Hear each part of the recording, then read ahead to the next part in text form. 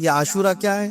10ویں محرم کے دن کو عاشورہ کہا جاتا، بڑا تاریخی دن ہے، اور بلکہ اللہ کے نبی صلی اللہ علیہ وسلم نے یہ بھی فرمایا قیامت بھی اسی دن کو آنے 10 محرم الحرام ہوگی اور جمعہ کا دن ہی، جس دن سور پھونکا جائے گا اور پوری دنیا فنا کر دی جائے گی اور قیامت کا منظر قائم ہو جائے۔ عاشورہ کا دن آتا ہے تو اے مومنو، سب کے سب اللہ کی بارگاہ میں دوڑ آ جاؤ، عبادت کے لیے لگ جاؤ، اور اس دن یہ یاد کرنا چاہیے کہ یہی وہ دن ہوگا جب ہمیں بارگاہ رب العزت میں کھڑا کیا، اولین سے لے کر آخرین تک جتنے بھی پیدا ہوئے اس روئے زمین پر سب کو اٹھایا جائے گا، حساب و کتاب ہوگا، اور وہ 50,000 سال کے برابر کا ایک دن ہوگا۔ اس دن کو یاد کر کے عاشورہ کا اہتمام کرنا ضروری ہے۔ عاشورہ میں تو ایسی یادگاریں بہت ہیں۔ آدم علیہ السلام کے متعلق ان کی توبہ اسی دن قبول ہوئی۔ نوح علیہ السلام قوم پر جو عذاب آیا تھا طوفان کا، وہ طوفان نوح سے کشتی کو جب نجات ملی نوح علیہ السلام کی، وہ بھی عاشورہ کا دن تھا۔ سیدنا یونس علیہ السلام کو مچھلی کے پیٹ سے باہر نکالا گیا، وہ بھی عاشورہ کا دن۔ موسیٰ علیہ السلام کو فرعون سے نجات دی گئی، فرعون غرق ہو گیا،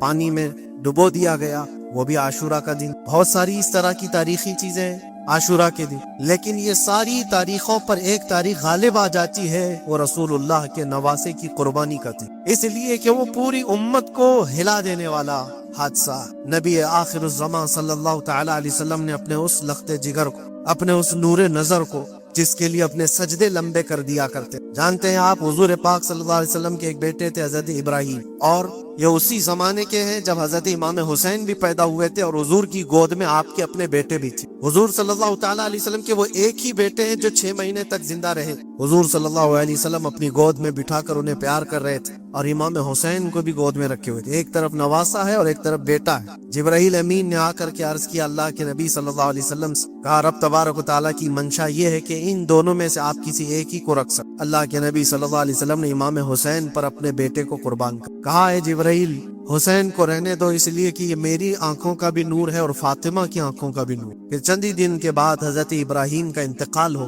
آپ اندازہ کریں جس حسین اعظم کے لیے رسول پاک صلی اللہ علیہ وسلم نے اپنے بیٹے کو قربان کیا، اور مدینے کی گلیوں میں جس کو اپنے کندھوں پر اٹھا کر سوار کرتے تھے، امام حسین حضور کے صلی اللہ تعالی علیہ وسلم کے کندھوں پر سواری کیا کرتے تھے۔ دوش نبوت جن کی سواری رہی، اندازہ کر سکتا ہے کوئی؟ اس حسین اعظم کے چرچے مدینہ طیبہ میں بچپن میں ہی عام تھے۔ صحابہ کرام رضوان اللہ تعالی علیہم اجمعین دیکھتے تھے، کبھی حضور صلی اللہ تعالی علیہ وسلم مسجد نبوی سے تشریف لاتے تو یہ دونوں شہزادے حضور کے جبے پر لٹکے ہوئے آتے، کبھی حضور ممبر پر کھڑے ہیں تو ایک شہزادہ حضور کے ایک قدم کو پکڑا ہے، دوسرا دوسرے قدم کو پکڑا ہوا۔ یہ تو ان کی پرورش تھی جو بچپنے کی تھی۔ صحابہ ان کی اس بچپنے پر رشک کیا کرتے تھے، اور صحابہ کرام رضوان اللہ تعالی علیہم اجمعین ادب حد درجے کا کرتے تھے۔ آپ کو میں بتاؤں، ادب تو ایسا تھا اہل بیت اطہار کا۔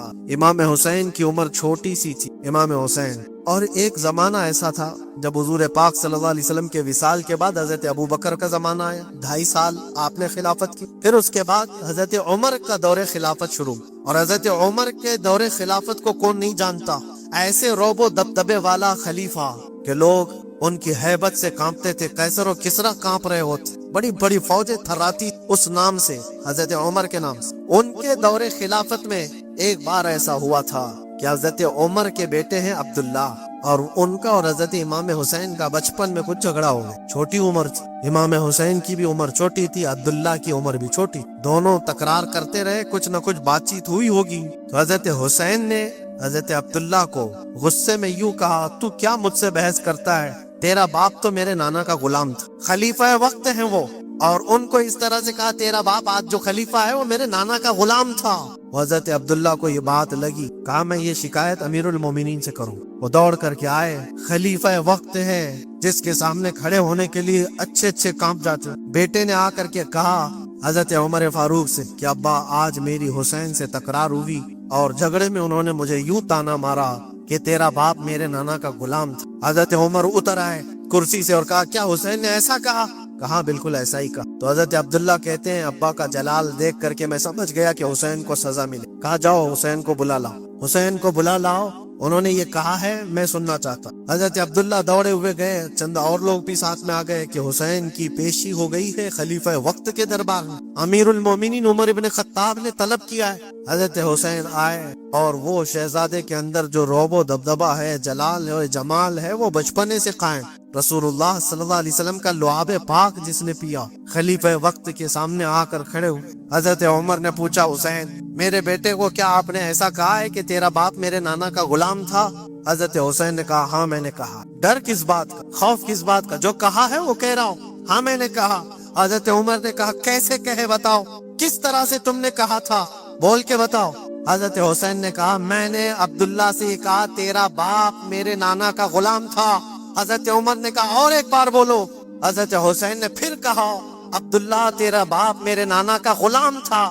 حضرت عمر نے کہا، اور ایک بار بولو۔ 3 بار بولنے کے بعد ان کے دونوں بازو پکڑ کر کے گھٹنے زمین پر ٹیک دیا۔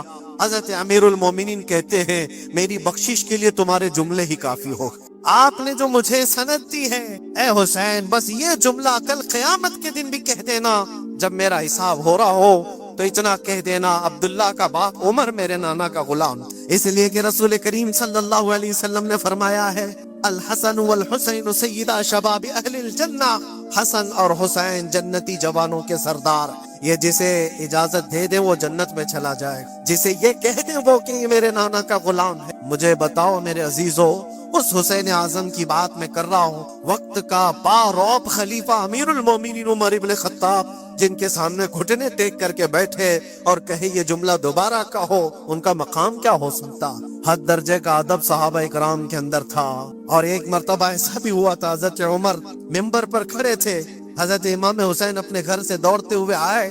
یہ وہ منظر تھا جب انہوں نے اپنے نانا کو ممبر پر خطبہ دیتے ہوئے سنا ہے، سمانا، انہوں نے آنکھیں کھولی ہیں حضور کی گود میں، بچپنا پایا ہے رسول اللہ کے گھر میں، اور دیکھا ہے سب سے پہلے خطبہ دیتے ہوئے تو اپنے نانا کو دیکھا تھا، لیکن جب رسول کریم صلی اللہ علیہ وسلم کی وفات ہو گئی تو پورا اندھیرا سا چھایا ہوا تھا۔ حضرت امام حسین ان کے متعلق ہے کہ ایک بار حضرت عمر ممبر پر کھڑے تھے، وہ دوڑتے ہوئے آئے مسجد میں، حضرت حسین کو ایسا لگا کہ رسول اللہ خطبہ دے رہے، وہ یادیں کہاں سے جاتی جو رسول اللہ کو خطبہ دیتے ہوئے دیکھا تھا۔ دوڑتے ہوئے آئے، دیکھا عمر فاروق خطبہ دے رہے ہیں، تو چیخ کر کے کہا کہ آپ میرے نانا کے ممبر سے اتر جاؤ، یہ میرے باپ کا ممبر ہے، اپنے باپ کے ممبر پر جاؤ، تمہارے باپ کے ممبر پر جاؤ۔ حضرت عمر اتر گئے، یہ نہیں کہ خطبہ قائم رکھ، فوراً اترا اور شہزادے کو پکڑ کر کے رونے لگ گئے۔ سچ کہا ہے حسین، یہ ممبر تو تمہارے گھر کا ہی، یہ ممبر تمہارے باپ کا ہے، تمہارے نانا کا ہے، اور انہوں نے یہ عزت بخشی ہے ہمیں کہ ہم اس ممبر پر کھڑے ہوتے، اگر آپ اجازت دیں تو میں خطبہ دوں، ورنہ میں یہیں بیٹھا رہوں۔ یہ مقام تھا امام حسین، بچپنے کی بات کر رہا ہوں۔ پھر انہوں نے کہا آپ خطبہ دیں، حضرت عمر خطبہ دیں۔ عزیزان گرامی، رسول کریم صلی اللہ تعالی علیہ وسلم کے اس عظیم خانوادے کی بات کر رہا ہوں۔ دنیا نے امام حسین کی داستان کربلا کی بہت سنائی، اور ہم بھی سناتے رہے اور سنتے بھی رہے۔ وہ تو آخری وقت کی قربانیاں ہیں، جب آپ کی زندگی پاک تمام ہونے کو آئی اس وقت تو کربلا میں پہنچے، لیکن آپ کی ابتدائی زندگی اور آپ کی جوانی، یہ سب معاملات ہر نوجوان کے سامنے ہونا چاہیے۔ اگر نوجوان آج ہمارا یہ کہتا ہے کہ میرا آئیڈیل حسین ہے، تو اس کو حسین کی زندگی پڑھنا چاہیے۔ اگر وہ پڑھے گا تو یزیدیوں کی طرح جینا چھوڑ دے، جینے کا طریقہ یزیدیوں کی طرح اور نعرے حسین کے ہوں تو یہ زمین و آسمان کا فرق ہے میرے عزیزوں۔ سیدنا امام حسین رضی اللہ تعالیٰ عنہ کے گھرانے کی بات میں آپ کو کہوں، ایک بار حضور پاک صلی اللہ تعالیٰ علیہ وسلم حضرت فاطمہ کے گھر تشریف لائے تھے۔ یہ کون سا وقت تھا میں آپ کو بتاؤں، بچے دونوں بیمار تھے، امام حسن اور امام حسین۔ تو حضرت فاطمہ نے منت کر لی تھی کہ اگر یہ بچے صحت یاب ہو جائیں تو 3 روزے رکھیں۔ حضرت علی نے بھی منت کر لی، تو اس کے بعد بچے صحت یاب ہو گئے تو روزے رکھے۔ حضرت علی رضی اللہ تعالیٰ داماد رسول، اسد اللہ الغالب، شیر خدا جن کو کہتے فاتح خیبر شکن اور فاتح خیبر، سیدنا علی ابن ابی طالب رضی اللہ تعالیٰ عنہ ایک کھجوروں کے باغیچے میں کام کیا کرتے تھے، اور مزدوری میں صرف 2 درہم آپ کو ملتے۔ وہ 2 درہم ایسے کہ اس سے مدینے میں اتنا آٹا ملتا تھا جس سے 5 روٹیاں بن سکتی۔ یہ دن کی مزدوری تھی ان کی، دن بھر کام کر کے آتے، روزہ رکھ کر کے گئے تھے، کام کر کے 2 درہم مزدوری میں لے آئے، اور اس کے بعد آٹا خرید کر لائے اور کہا فاطمہ روٹیاں بنا لو۔ 5 لوگ تھے گھر میں، حضرت فاطمہ، حضرت علی اور آپ کی ایک کنیز فضہ، اور حضرت حسن اور حسین رضی اللہ تعالیٰ عنہم۔ 5 روٹیاں بنی تھی، اور شام میں افطار کے لیے بیٹھے تھے تو عین افطار کے وقت ایک مسکین دروازے پر آتا اور کہتا ہے یہ اہل بیت کا گھرانہ ہے، میں بہت بھوکا ہوں، کیا مجھے کچھ کھلایا جا سکتا؟ حضرت فاطمہ نے 5 روٹیاں اٹھا کر اس کی جھولی میں ڈال، ایک بھی نہیں رکھا، اور پانی پی کر افطار کر لی۔ کیا یہ کر سکتا ہے ہم میں سے کوئی؟ افطاری کے وقت ہمارے سامنے رکھا ہوا سامان ادھر سے ادھر ہونے نہیں دے، کوئی تمہارا شربت تھوڑا سا اٹھا لے تو دیکھو پارا کتنا چڑھ جاتا۔ افطاری کے وقت تو سب کو بھوک شدت کی لگی رہتی، اور اس وقت گھر میں جو موجود ہے وہ اٹھا کے دے دینا۔ مسکین تو لے کر چلا گیا اور یہ پانی سے افطار کر کے رہ گئے، رات کو اسی پانی سے سحری، دوسرا روزہ تھا۔ حضرت علی مزدوری پر گئے، پھر وہی مزدوری، اور آٹا لائے، 5 روٹیاں بنی، اور افطار میں بیٹھے تھے کہ ایک یتیم بچہ آ گیا جس کے ماں باپ نہیں تھے۔ اس نے آواز لگانی شروع کی کہ میرا کوئی نہیں ہے، میرا آسرا نہیں ہے، میرا باپ نہیں ہے، میں یتیم ہوں، کیا مجھے اس گھر سے کھلایا جا سکتا ہے؟ آج حضرت فاطمہ نے وہ 5 روٹیاں اٹھائی، اس کی جھولی میں کہا صبر کر لو، ہم پانی پی کر دوسرا دن افطار کر لیا انہوں، اور اس دن اسی طرح سے سحری کیے، اور تیسرا روزہ تھا۔ کون رکھ سکتا ہے میرے عزیز؟ ایک روزہ ہی لوگوں کے لیے کتنا بھاری ہوتا ہے۔ تیسرا روزہ تھا بغیر کسی چیز کے کھائے ہوئے، اور تیسرے روزے کے بعد پھر مزدوری کی حضرت علی نے، پھر اتنی مزدوری سے آٹا خرید لائے، 5 روٹیاں بنی، اور آج ان کے کھانے کا وقت تھا، افطاری کرنے ہی والے تھے۔ جیل سے چھوٹا ہوا ایک قیدی ان کے گھر قیدی تھا جو برسوں سے جیل کی سزا کاٹ رہا تھا، اچانک آیا اور کہا میں بہت بھوکا ہوں، میرے پاس کوئی اسباب نہیں، کھانے پینے کا کوئی سامان نہیں، اور میں نے اس گھرانے کی بڑی تعریف سنی ہے، یہ اہل بیت کا گھرانہ ہے، کیا مجھے کھلایا جا سکتا ہے؟ یقیناً وہ لجپال گھرانہ، وہ سخی گھرانہ ہے۔ آج بھی 5 روٹیاں اٹھائی اور ڈال، اور حالت یہ ہو گئی تھی کہ سب کا پیٹ پیٹ سے لگ گیا اور آواز نہیں نکل رہی تھی۔ تیسرا دن گزرا تھا، اور اس وقت سب حسنین کریمین طاق میں دبکے ہوئے اندر بیٹھے ہوئے تھے، حضرت علی جھکے ہوئے تھے، حضرت فاطمہ بھی وہ سجدے میں تھی۔ رسول کریم صلی اللہ تعالی علیہ وسلم اس حالت میں اس گھرانے میں افلاط، اور آئے آواز دیا تو آواز کسی کی نکل نہیں رہی، سناٹا ہے گھر میں۔ دیکھا تو حسنین کریمین جسم پورا لاغر دکھ رہا ہے، دیوار سے دبکے ہوئے بیٹھے ہیں، حضرت فاطمہ الگ، حضرت علی الگ۔ یہ کیا منظر ہے؟ یہ اہل بیت وہ ہے جو فاقہ کرتے تھے لیکن شکایت کسی کے پاس کرتے نہیں۔ یہ نہیں کہ ہمارے گھر میں کچھ نہیں ہے، کبھی نہیں کہا، اسی طرح بیٹھے رہے۔ اللہ کے نبی صلی اللہ علیہ وسلم پوچھ رہے تھے تمہیں کیا ہو گیا؟ اسی اسنا میں ان کا جواب آنے سے پہلے جبرائیل امین آیت لے کر کے آ گئے۔ قرآن پاک کی آیت سورہ دہر میں آج بھی موجود ہے۔ اللہ تعالیٰ فرماتا ہے وَيُطْعِمُونَ الطَّعَامَ عَلَى حُبِّهِ مِسْكِينًا وَيَتِيمًا وَأَسِيرًا۔ اے رسول پاک، یہ وہ گھرانہ ہے جو اللہ کی محبت میں کبھی مسکین کو کھلاتا ہے، کبھی یتیم کو کھلاتا ہے، اور کبھی قیدیوں کو کھلاتا ہے۔ اور حضور کو حضرت جبرائیل نے بشارت دی، نہ وہ مسکین گھر پہ آیا تھا، نہ یتیم گھر پہ آیا تھا، نہ قیدی گھر پہ آیا تھا، وہ تو اللہ کا فرشتہ تھا جو اہل بیت کا امتحان لے رہا تھا۔ اور یہ اہل بیت کا گھرانہ امتحان میں مکمل کامیاب ہے، اور ان کے کھانے کے لیے اللہ تعالیٰ جنت سے خانے نعمت اتار رہا۔ یہ وہ گھرانہ تھا۔ کیا اس صبر کو آپ دیکھ سکتے ہیں بچپن میں جہاں اتنا صبر سکھایا گیا ہو؟ بچوں نے یہ الجھ کر کے کہا ہو کہ ماں کیوں دے رہی ہو روٹیاں، ہمارے لیے بھی تو کچھ رکھو۔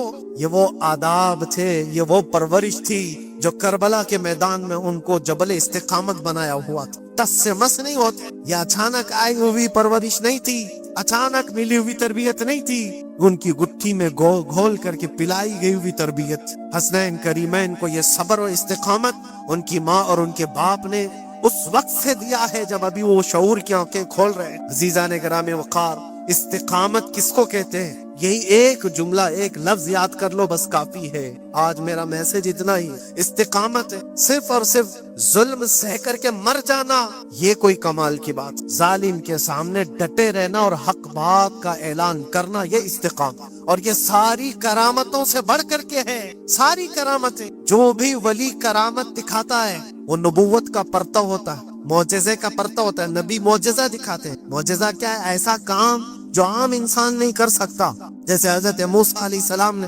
اپنے لکڑی کو زمین پر ڈالا تو وہ سانپ بن گیا، اژدہا بن گیا۔ حضرت عیسیٰ علیہ السلام مٹی کے پرندے کو پھونک مارتے تھے تو وہ اڑ جاتا، یہ معجزہ ہے۔ اور ولی سے جو کام صادر ہوتا ہے ایسا جو عام انسان نہیں کر سکتا، اس کو کیا کہتے ہیں؟ کرامت۔ ولی سے کرامت ثابت ہوتی۔ بہت سارے اولیاء کرام سے کرامتیں صادر ہوئی۔ سرکار غوث پاک رضی اللہ تعالیٰ عنہ کی کرامتیں بہت، سرکار غریب نواز کی کرامت سے، بہت سارے اولیاء کرام کی بہت سی کرامتیں۔ انہوں نے کبھی پانی پر اپنے مصلے بچھائے، کبھی ہواؤں میں چل کے دکھائے، یا پھر محیر العقول کام جو عام انسان کی سمجھ میں نہ آئے، یہ سب کرامتیں دیکھ کر انسان حیرت میں آ جاتا ہے، ایسا کیسے؟ اور آج بھی سارے لوگ اسی چکر میں باباؤں کے پیچھے گھومتے رہتے کہ کوئی چمتکار دکھ جائے، چمتکار نظر آ جائے۔ چمتکار دیکھنے کے لیے انسان پاگل ہو جاتا ہے۔ اسی جو آپ کی زبان میں چمتکار اور کرامت الگ چیز، جادوگر کوئی چیز دکھا رہا ہے وہ چمتکار ہے۔ کرامت دیکھ کر کے تم یہ سمجھنے لگتے ہو اس سے بڑا کوئی ہو ہی نہیں سکتا، اس سے بڑا کوئی نہیں ہو سکتا۔ اگر تمہارے سامنے کوئی بابا ہوا میں اڑ کے دکھا دیا تو ہو گیا پھر تمہارا، ساری چیزیں اس کے پیچھے قربان، اس سے پہنچا ہوا کوئی نہیں۔ میں آپ کو کہتا ہوں دنیا کی ساری کرامتیں ایک جگہ پر حق بات پر اٹل ہو جانا، استقامت اس سے بڑھ کر کے وہ امام حسین نے کربلا کے میدان میں دکھایا ہے۔ کرامت کیا ہے امام حسین نہیں دکھا سکتے؟ ارے سارے اولیاء جن کے قدموں سے لگے ہوئے ہو، جہاں سے ولایت بٹ رہی ہو، حضرت مولا علی کو کیا کہتے ہیں؟ شاہ ولایت کہا جاتا۔ سارے اولیاء کرام کی ولایت وہاں جاتی، تو کیا امام حسین کربلا میں اپنی کرامت دکھا کر کے قابو نہیں کر سکتے؟ اور لوگوں کے اس ذہن میں آنے والے سوال کو دور کرنے کے لیے امام حسین کے شہزادوں میں 600 سال بعد آنے والے غریب نواز نے اجمیر کی دھرتی پر دکھایا بھی، تم اگر پانی بند کرتے ہو تو معین الدین ایک کھٹوری میں پورا پانی سما سکتا ہے۔ کیا نہیں ہوئی تھی انا ساگر کا پورا پانی ایک کھٹوری میں سرکار غریب نواز کے حکم پر نہیں جمع ہوا تھا، اور آپ نے چھوڑ دیا تو پانی پورا چلا گیا۔ وہ 600 سال بعد آنے والے غریب نواز جو امام حسین کی اولاد میں سے اتنے سالوں بعد آنے والی اولاد میں یہ پاور ہے، یہ طاقت ہے، تو حسین کے ہاتھوں میں کیا طاقت ہو؟ ارے دریائے فرات تو ان کے قدموں سے لگ کر کے بہتا اگر حکم دیتے، لیکن امام حسین رضی اللہ تعالیٰ عنہ کرامت سے اگر وہ معاملہ حل کر دیتے تو ہم جیسے نکموں کے لیے آئیڈیل کون ہوتا؟ ہم جیسے غریبوں کے لیے آئیڈیل کون ہوتا؟ وہ تو بڑے لوگ تھے، متقی تھے، پرہیزگار تھے، رسول اللہ کے خاندان سے تھے، انہوں نے کرامتوں سے ان معاملات کو حل کیا ہوگا۔ لیکن ہم جیسے لوگ اس زمانے میں اپنے دور کے یزیدیوں سے لڑنے کا وقت ہوتا تو ہم کون سی کرامت تھی؟ اسی لیے امام حسین نے قیامت تک آنے والے مسلمانوں کے لیے کرامت دکھا کر کے اس میدان کو فتح نہیں کیا، استقامت دکھا کر یہ میسج تھا کہ اے مسلمانوں، جیسی بھی بڑی طاقت تمہارے سامنے آئے ڈٹے رہو، جمے رہو، اور مرنے کا خوف نہ رکھو۔ اگر کٹ جاتے ہو، مر جاتے ہو تو کوئی فرق نہیں پڑتا، کیونکہ رب تبارک و تعالیٰ نے پہلے ہی قرآن میں گواہی دے دی ہے، وَلَا تَقُولُوا لِمَنْ يُقْتَلُ فِي سَبِيلِ اللَّهِ أَمْوَاتٌ بَلْ أَحْيَاءٌ وَلَكِنْ لَا تَشْعُرُونَ۔ جو اللہ کی راہ میں مارے جائیں انہیں مردہ نہ کہو، وہ زندہ ہیں، تمہیں اس کا شعور نہیں۔ اور وہ زندگی تو آج بھی ہم دیکھ رہے ہیں، آج بھی ہم دیکھ رہے ہیں، اسلام زندہ ہوتا ہے ہر کربلا کے۔ کیا یہ نہیں دیکھ رہے؟ ہر گھر پہ امام حسین کے چرچے، جلنے والے ہوں گے، کوڑنے والے ہوں گے، لیکن ان کو انگلیوں پہ گنا جا سکتا ہے، باقی چاہنے والوں کی تعداد ستاروں سے زیادہ۔ امام حسین کا جھنڈا آج بھی اسی طرح لہرا رہا ہے۔ سچ بتاؤں میں، کبھی آپ کو اتفاق ہو تو ملک شام کے دمشق میں بھی جانا، جہاں پر 3 سال یزید کا دربار لگتا تھا، وہ بھی اپنے وقت کا خلیفہ بنا ہوا تھا، اور اس نے جو اپنے دور خلافت میں، اپنے دور حکومت میں ظلم ڈھائے وہ تاریخ میں رقم ہو چکے۔ جا کر کے پوچھنا اہل شام سے، دمشق والوں سے، کہ ایک دور یہاں تمہارا بادشاہ رہتا تھا،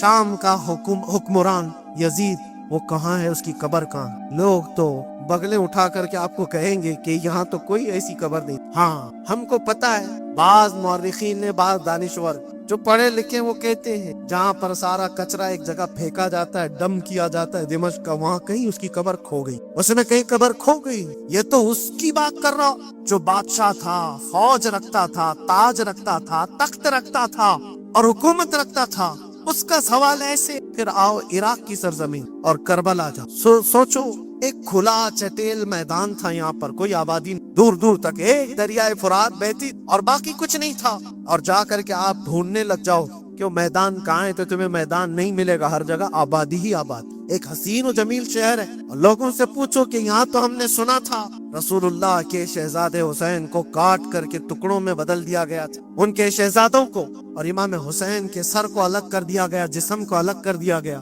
ان کے بیٹوں کے جسم پر گھوڑے دوڑا دیے گئے تھے۔ سنا تو ایسا تھا کہ ان کے سب جسم کو اس طرح سے بکھیر دیا گیا تھا۔ وہ کہاں ہیں؟ کیا مٹ گئے تاریخ میں؟ نہیں، آپ کو ہاتھ پکڑ کر لے جا کر ایسے دربار میں کھڑا کریں گے جس دربار کی اونچائی دیکھنے سے ٹوپی گر جائے۔ اس حسین دربار کو دیکھتے ہی دل میں ہیبت طاری ہوتی ہے، اور پھر تم بے اختیار یہ کہہ دو گے، حسین کا دربار دیکھتے ہی تمہاری زبان سے یہ الفاظ نکل پڑیں گے، شاہ است حسین بادشاہ است۔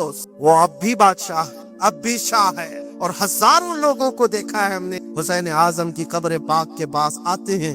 میں پوچھا تھا ایک بڑے بزرگ سے، چٹیاں وہاں پر بہت اندر رہتی، اور بہت سارے لوگ اپنے پیسے بھی ڈالتے ہیں، نذرانے بھی پیش کرتے ہیں، بہت ساری چٹیاں ہوتی ہیں۔ میں نے پوچھا چٹیاں کیا ہیں؟ کہا برسوں سے رواج ہے، جب کسی کا کوئی مسئلہ حل نہیں ہوتا تو وہ پورا چٹی میں اپنا لکھ کر کے لاتا ہے اور امام حسین کے پاس پیش کرتا ہے، اس لیے کہ اس کا وجدان یہ کہتا ہے ہم رعایا ہیں اور وہ بادشاہ ہے۔ بادشاہ کے سامنے اگر شکایت نہ کی جائے تو پھر کس کے سامنے کی جائے؟ لوگ اپنی شکایتیں آج بھی پیش کرتے ہیں۔ میں کہنا یہ چاہتا ہوں میرے عزیزو، 14 صدیوں کے بعد بھی جس کی بادشاہت ختم نہیں ہوتی، وہ کس بات کی وجہ سے ہے؟ وہ استقامت کی بنیاد پر ہے۔ اسی لیے تو قرآن میں اللہ نے فرمایا ان الذین قالوا ربنا اللہ ثم استقاموا، بے شک وہ لوگ جنہوں نے کہا ہمارا رب اللہ ہے پھر جمے رہ گئے، تتنزل علیہم الملائکہ، ان پر اللہ فرشتے اتارتا ہے، اور فرشتے یہ کہتے ہوئے آتے ہیں جو استقامت کے ساتھ کھڑا ہے اس کو کہ گھبراؤ مت، ڈرو مت، ان قریب اللہ تبارک و تعالیٰ نے جو تم سے وعدہ کیا ہے وہ تمہیں ملنے والا۔ یہ استقامت کے ساتھ رہنے والے کے لیے ملائکہ اتارے جاتے ہیں۔ آج بھی ہمارا امتحان اسی استقامت کو لے کر کے ہے، کتنے جمے رہو گے، کتنے ڈٹے رہو گے، یہی امتحان آنے والا ہے۔ آگے بھی دیکھنا، اس زمانے میں بھی دیکھنا، تمہاری ٹوپیاں اتاری جا رہی، تمہاری داڑیاں نوچی جا رہی، تمہارے برقعے، تمہارے حجاب سب سوالیہ نشان ہیں۔ اب تو حالات یہ ہو گئے ہیں، لوگوں کو اتنی کھجلی ہے کہ اذان کی آواز سے بھی پورے جسم میں کچھ لوگوں کو کھجلیاں ہوتی ہیں۔ تکلیفیں اتنی ہیں کہ سب اتار دو، کوئی اذان کی آواز نہیں۔ صدیوں سے جو اذان کی آوازیں گونج رہی تھی، آج پتہ نہیں پاگلوں کے دماغ میں کون سی چیز سوار ہے، کون سا شیطان سوار ہے۔ یہ صرف اور صرف اس لیے نہیں ہے کہ ابھی ابھی کے بنے ہوئے شیطان ہیں، شیطان تو پرانے ہیں، لیکن امتحان کی گھڑی تمہاری، وقت ابھی ہمارے امتحان کا آ چکا ہے۔ یہ جو پوری دنیا کے حالات آپ دیکھ رہے ہیں، ان حالات میں بھی میرے عزیزو ایک بات یاد رکھنا، بہت سارے طوفان، بہت ساری آندھیاں آئیں گی، اگر تم ایمان کی حفاظت کے ساتھ اس دنیا سے گئے تو امن میں ہو، ورنہ اللہ کے نبی صلی اللہ علیہ وسلم نے اسی زمانے کے لیے فرمایا تھا، وہ زمانہ آئے گا میری امت پر کہ صبح مومن ہوں گے، شام میں کافر، شام میں مومن سوئیں گے، صبح کافر اٹھیں گے۔ وہ اس زمانے میں ہم آ چکے ہیں جہاں ایمان کا سودا ہونے لگ گیا ہے۔ لوگ تو آج، مجھے پتا ہے میں ہر چیز پر بات کروں تو بہت لمبی بات چلی جائے گی، ہماری قوم میں سب سے زیادہ وہ غدار لوگ موجود ہیں جو چند ٹکوں کے لیے، جو چند پیسوں کے لیے مخفی کیا کر اور ایمان بیچتے ہیں۔ ان کو کیا حاصل ہوتا ہے؟ اپنی قوم کی خبریں جا کر کے لوگوں کو پہنچانا، پولیس کو خبر دینا، اس کو خبر دینا، نیتاؤں کی چاٹو گیری کرنا، یہ سب چیزیں تمہارے ہاں کہاں سے آ گئی؟ تم تو خیر امت ہو، حسین اعظم کے غلاموں میں تمہارا نام ہوتا ہے۔ تمہارا سینہ تو ایسا ہونا چاہیے کہ کبھی تمہیں کوئی غلامی پہ جھکا نہ سکے، لیکن جو لوگ غلامی کو پسند کر کے تلوے چھاٹنا چاہتے ہو، یاد رکھنا اس دنیا میں بھی ذلت ہے، آخرت میں بھی بڑی ذلت ہے، بہت بڑی ذلت کا توق اٹھا کر کے اٹھائے جائیں گے۔ اسی لیے باز آؤ اے نوجوانوں، میں آپ سے کہتا ہوں، لالچ پر، پیسوں پر، تھوڑی سہولت دینے پر اگر تم بک جاتے ہو تو تم سے زیادہ اس روئے زمین پر کوئی بدنصیب نہیں ہوگا، کوئی بدنصیب نہیں ہوگا۔ آپ کو پتہ ہے منافقین کے رد میں اللہ نے کتنی آیتیں اتاری، اور قرآن میں اللہ نے فرمایا ان المنافقین فی الدرک الاسفل من النار، بے شک منافقین جہنم کے سب سے نیچے حصے میں ہوں، سب سے زیادہ عذاب میں ہوں گے۔ کون ہے وہ منافق؟ جو چہرے سے مسلمان دکھتے ہوں، اندر سے کافر ہو، یہ دغا باز، دھوکے باز۔ آج پتہ ہے آپ ایران کی لڑائی میں سب سے زیادہ اسے نقصان کس چیز سے ہوا تھا؟ میں اس جنگ پر بات نہیں کر رہا، لیکن اس مقابلے کو آپ اپنے سامنے جو پیش آ رہی ہے ان حالات کو دیکھ کر کے سمجھو، سب سے زیادہ یہودیوں کی طرف سے نہیں ان کی قوم میں موجود ان کے غداروں سے، جنہوں نے جگہ جگہ بم اڑائے، جگہ جگہ اسرائیل کا کام کیا وہاں پر. یہ سارے ہر زمانے میں ہوتے. ان کو کیا فائدہ تھا؟ ان کو کیا چیز ملنے والی؟ بس تھوڑے سے پیسے یا تھوڑی سی سہولتیں یا تھوڑا سا دنیا کا عیش ملتا. یہ ہر زمانے میں ہوتا ہے. یہ تمہاری زندگی میں کبھی آفر آئے تو ٹھکرا دینا، اس لیے کہ رسول اللہ سے غداری. حضور پاک صلی اللہ تعالی علیہ وسلم کو قبر میں بھی تمہیں منہ دکھانا ہے اور حشر میں بھی منہ دکھانا ہے. آج تمہاری دشمنی بھی اگر کسی مسلمان سے ہو جائے تو اس کی خبر گیری کرنا یا اس کی جاسوسی کر کے دوسرے تک پہنچانا یہ سخت قبیح کام ہے، بہت ہی برا.